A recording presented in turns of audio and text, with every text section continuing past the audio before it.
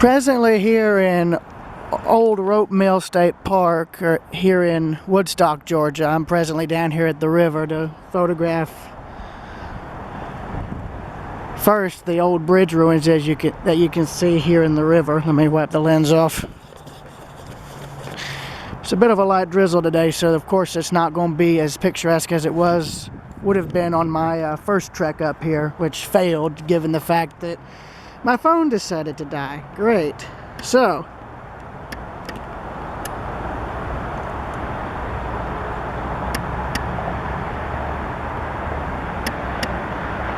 knowing what I know now, I'm going to be reattempting this today with hopefully a little more success. So I've got the bridge. You can see the old pillars and pylons.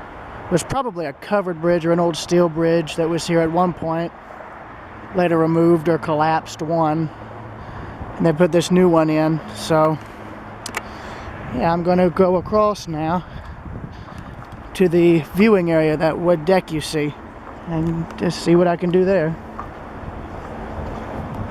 Because here you can see an overview of the mill site.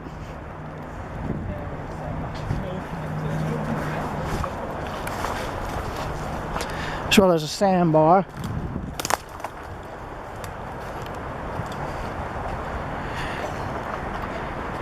Yeah, this is actually the second mill ruin I've been to near Atlanta. The other was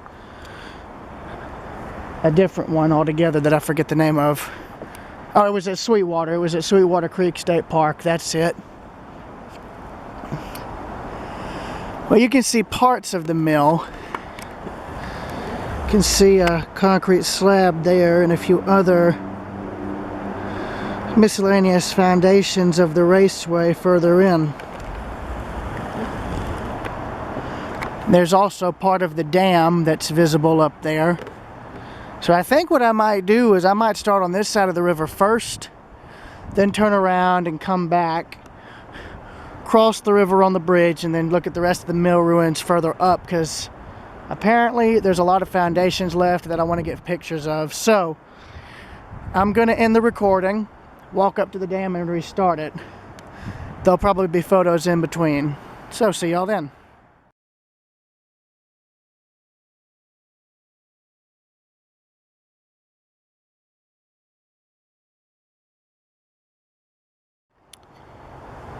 Alright, I'm back, and I'm actually out here where the sandbar is to give you guys an idea of where we're standing. So, and I normally would never try this given the fact we've had rain, but given by the diagram up there, the bridge to the mill site was here, where you see then the camera center frame. The mill was here by the water. There was a warehouse further up. Raceway was there, and the dam, rather what's left of it, is right there. Apparently it was breached by the Army Corps of Engineers in the 50s, so that the lake further upstream didn't have anything obstructing it. Just thought I'd run that by you guys.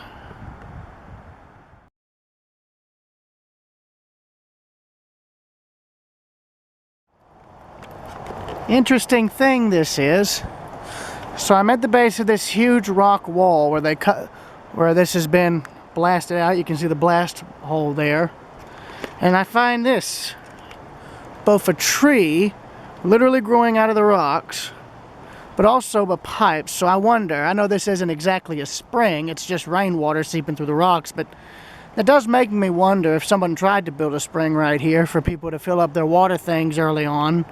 Like maybe back in the 70s or 80s, judging by the PVC, but who knows? I just thought that was an interesting little thing. You got like literal stalactites. I think that's what hangs in the ceiling of a cave, right? Stalactites of algae or roots that you can see dripping water. That's interesting. I figured I'd show this. I'll get you in closer for a closer look.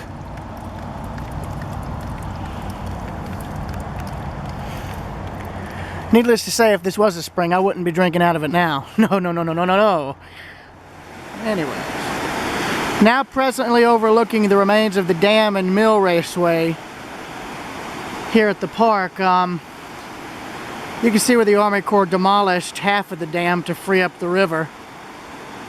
But you can see it was not a very tall structure at all compared to the one at Roswell, which is like maybe 80 or so feet high. This one's probably like 5 to 6 feet high at best, meaning they didn't need a lot of water backed up real high to provide power for the mill. Of course, another example of a low-head dam like this is up in Helen at the Nora grain mill. That mill also didn't need a very tall dam to run, you know, their operation. Something this high would be more than enough to provide enough water to run the water turbine that powers the mill. Of course, this one would have had something bigger, of course.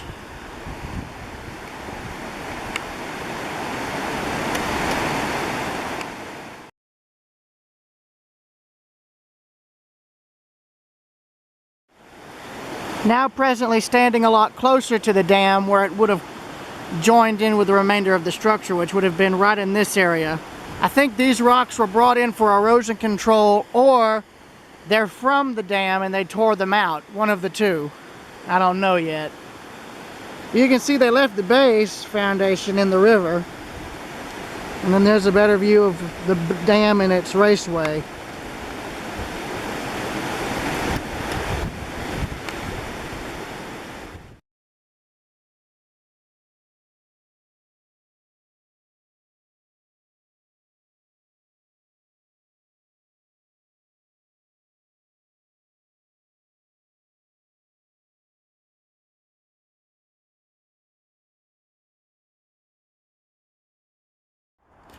Presently walking down the mill trail now, more or less to see the ruins,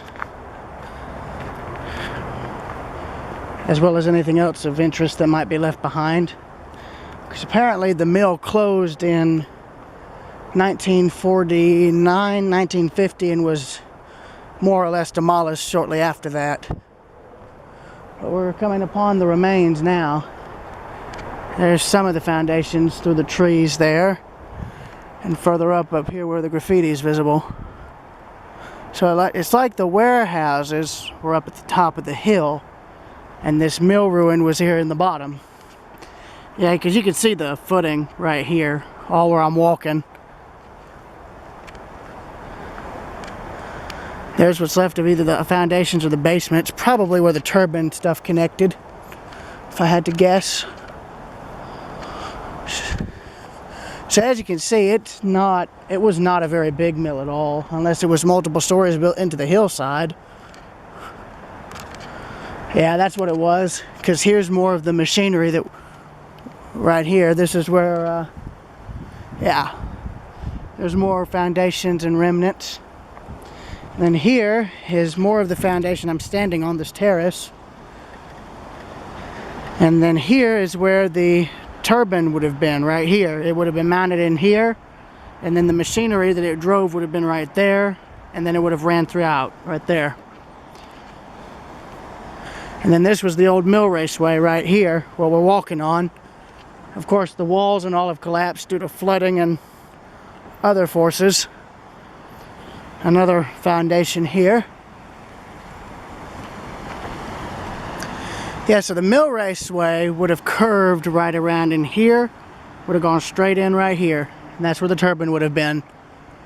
Of course, the sluice gates and all are gone from here, probably scrapped out afterwards, after the mill shut down.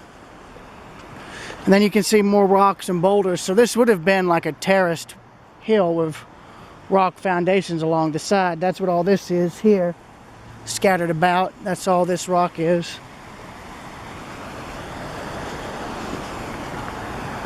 And then here's more of the old mill raceway where it's collapsed out into the river and eroded away.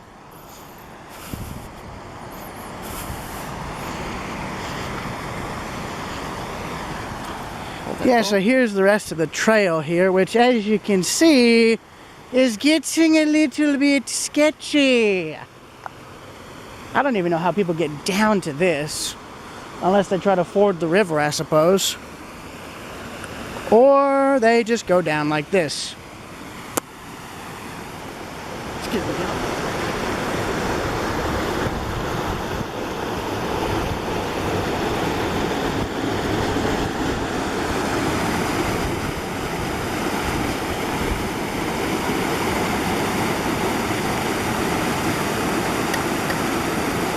I'm presently standing in what was once the mill race for this old rope mill. I'm not going to tell you how I got down here. Just know that I managed it carefully. Anyways, you can see where the mill wall eroded and then collapsed, because all this seems to be fairly recent erosion and probably from the last 10-15 years, roughly. But you can see where the water is eroded through here and eaten away at the wall and its foundation down to the bedrock. And you can see where the water would have gone further right in here. So technically what I'm standing in would have been underwater before the winters came and the rain dried all this up. And you can also see where possibly the original level of the mill race was right here, more or less. But here's a good side view of the mill race wall, and you can see how thick it is. Look at that. It's got to be 2 or 3 feet thick, roughly. Figured I'd show this while I get some pictures.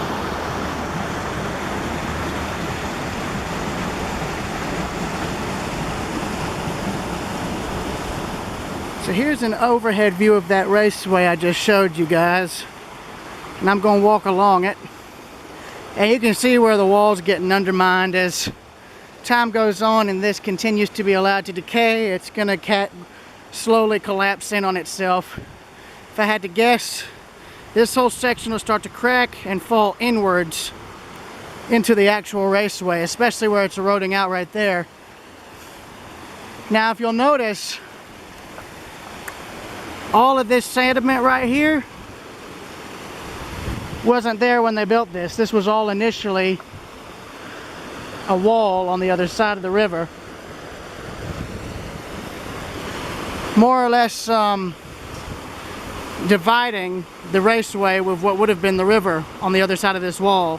That would have been a sluice gate right there that would have let them raise and lower the water inside the raceway to control like the pressure and the speed. So when this was all originally built, that would have been opened straight into where the river was. Now as you can see, over the last 80 to 100 years, this has all changed direction. The river now flows over there while this is like an island in between. An island that'll disappear once this raceway is gone. But it reminds me of the old stone walls I saw in New England, near Jesse's home state, more or less. Or in Jesse's home state, more or less. Because what you see here is exactly how they would have built them over there.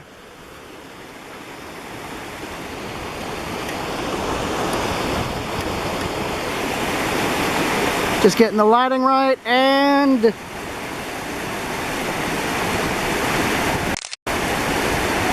there we go.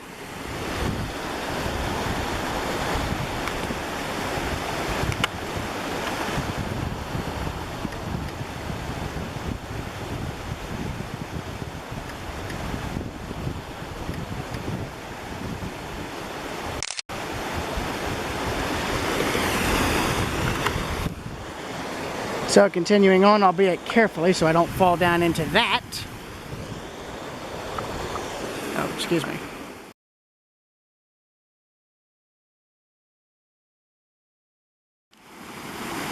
Here's a better view of the sort of waterfall here in the mill race. Now, as you can see, this must have been where the erosion started because, or where they started having it go downhill. Unless it was all level, which in that case it would make perfect sense. And there's another raceway, sluice gate right there, directly ahead. And I'm trying to make sure I don't fall into this because the pathway doesn't really have a proper railing.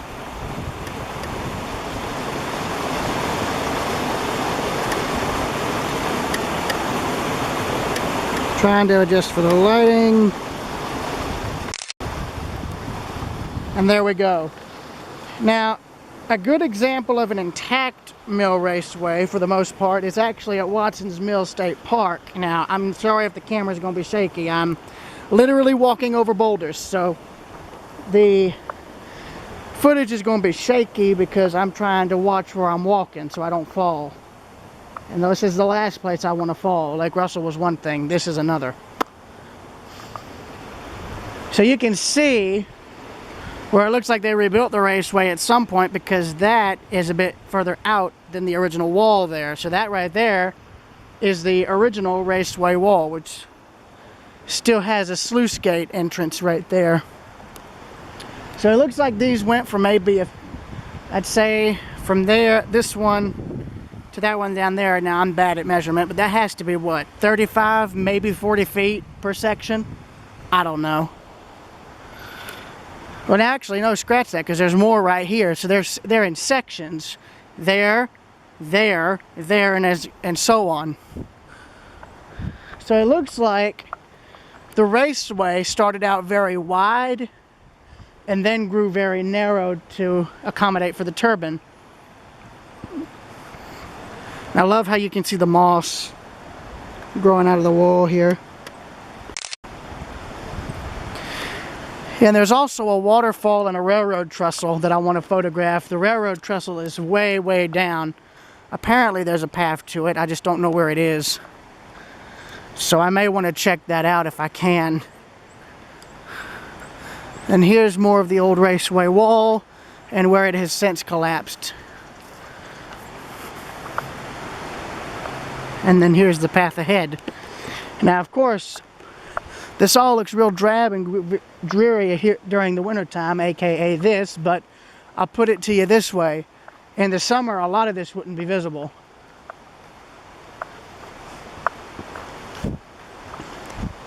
There's another trail going up the hill to the warehouse and whatnot. And apparently you can walk on the dam, so I'm going to try to do that. Even though I normally would never do it, but they don't have anything saying you can't.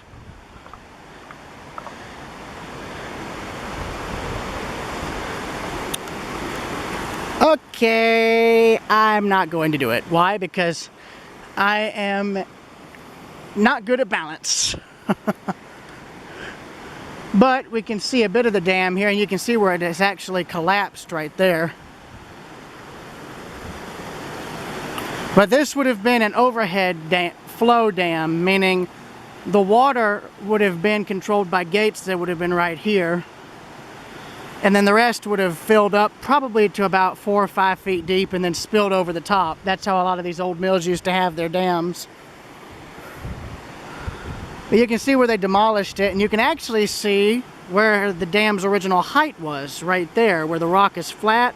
And you can see that later they added up to it, made it taller. So that's actually kind of interesting. Oh, sorry.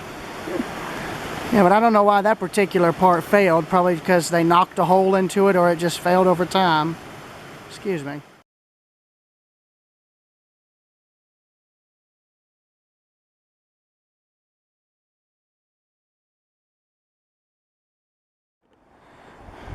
Presently just fjorded this tiny creek here. I actually cleared some debris so the water would drop a little bit. But yeah, here's what it looks like. Yeah, I'm now on a quest to find that railroad trestle.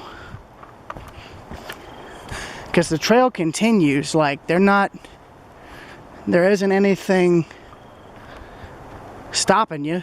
So I'm going to just keep walking and see what I find. After all, someone once said that the interesting things always lie off the beaten path.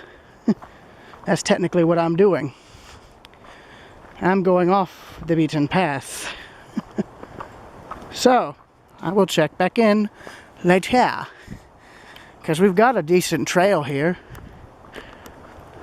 So I'm going to take it.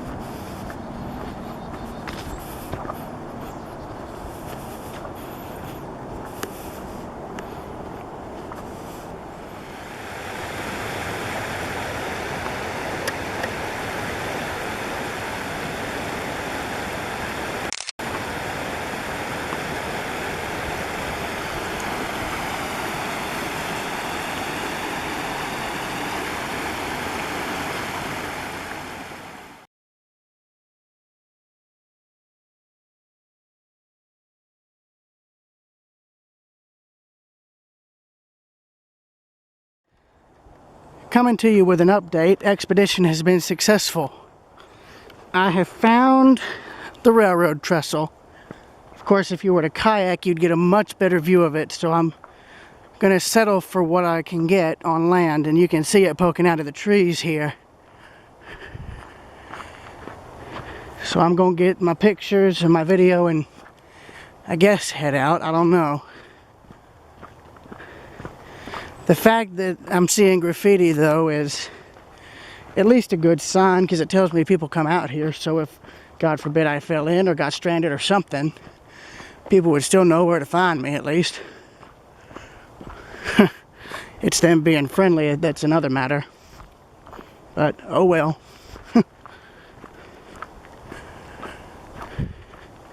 I figured this was an access road for these drainage things as well as to the bridge. It could be CSX's easiest way to get to it, among other things. So this has a span very similar to the trestles on the Athens line once you get to Whitehall, and then the two abandoned ones out in Farmington and Madison. At least the part going over the river is an identical span. So I'm going to turn the recording off until I get a bit closer. So I will see y'all later.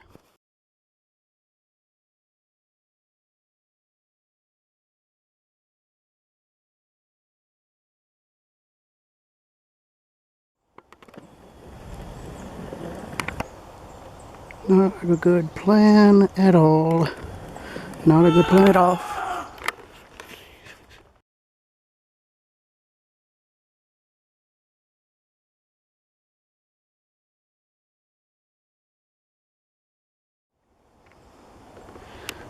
See, I want to get the center span there.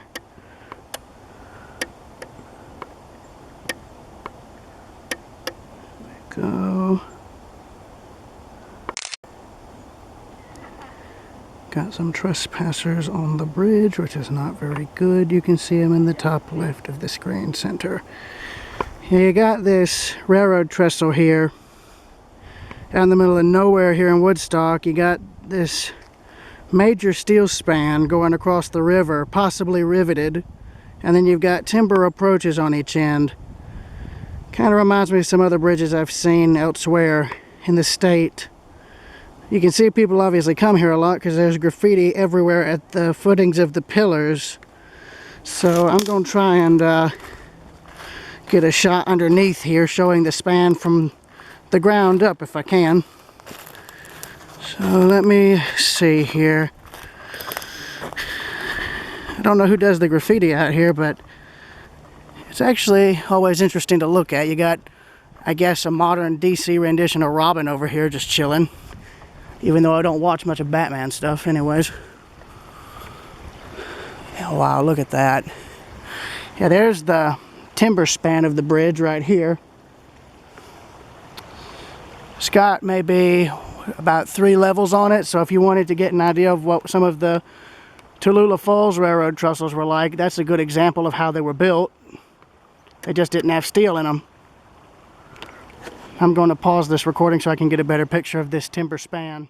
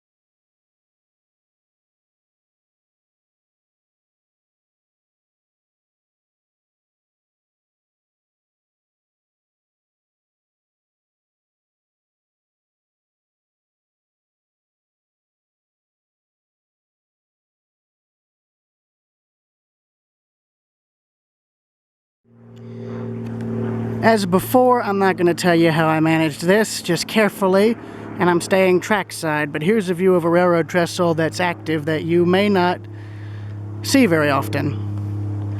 But note, I'm standing approximately 3 to 4 feet back from the track. So yeah, anyways, moving.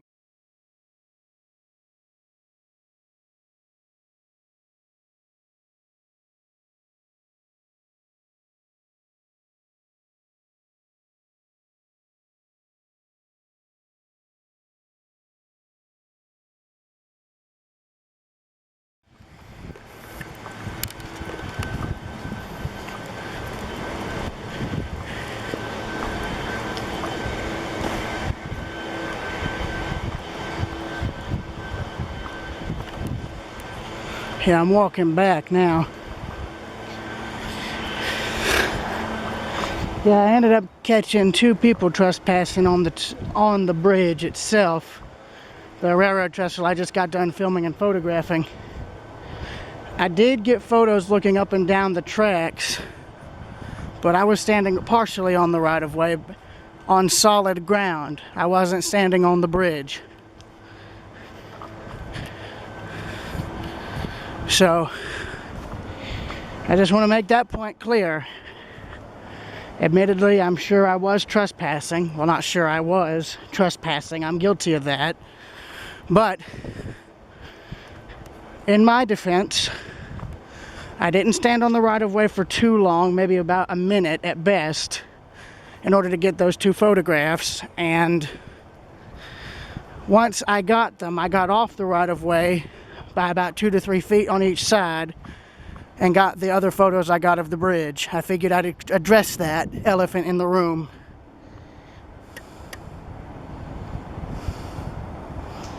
Anyway, here's the river.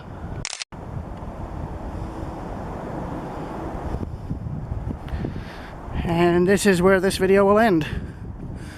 Understand, due to how fast it's getting dark at this time of the year, I'm gonna have to come back and do a part 2. The other thing I wanted to see out here was the waterfall. Now you gotta hike through the brush to get to it. So I'm going to try to attempt that, as well as the other parts of this park on my next visit, whenever that will be. So this is Railroad Preserver 2000 walking down the river in Woodstock, Georgia. Out.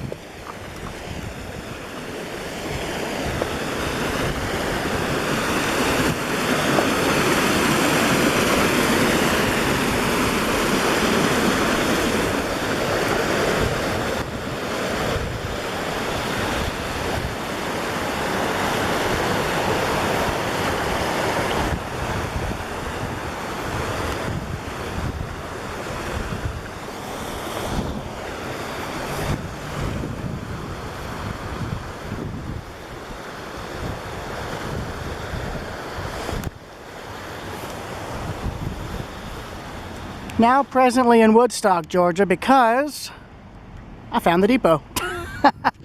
Yeah, I figured since the signage at the park had a depot, I figured their depot should still be intact. So I wanted to come over here and take a look.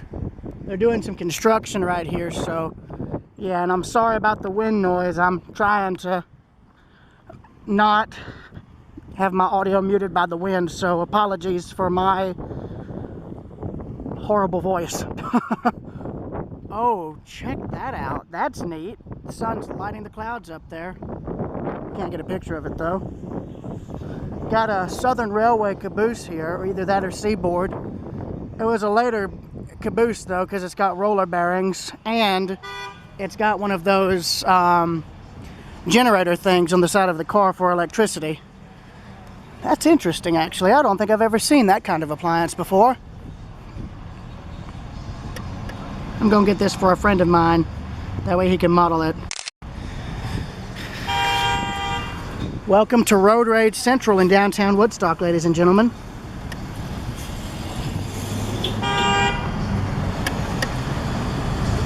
Will people chill? Lord have mercy. Anyways, I'm gonna cross the tracks, making sure I don't get hit by anything, so I can get a photo of the depot here. There we go. I'm going back up a bit so I can get more of what I need photo-wise. Real pretty Christmas tree there. There we go.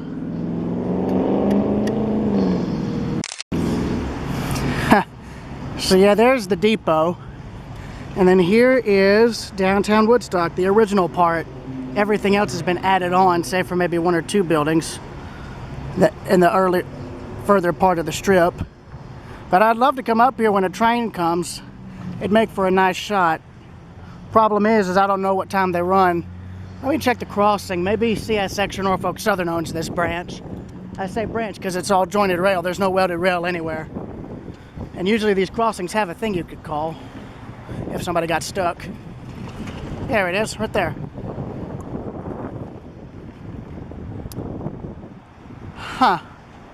So it must be a short line because it doesn't show the railroad that owns the crossing. Anyways, I thought I'd show this to y'all, and I'll see y'all later.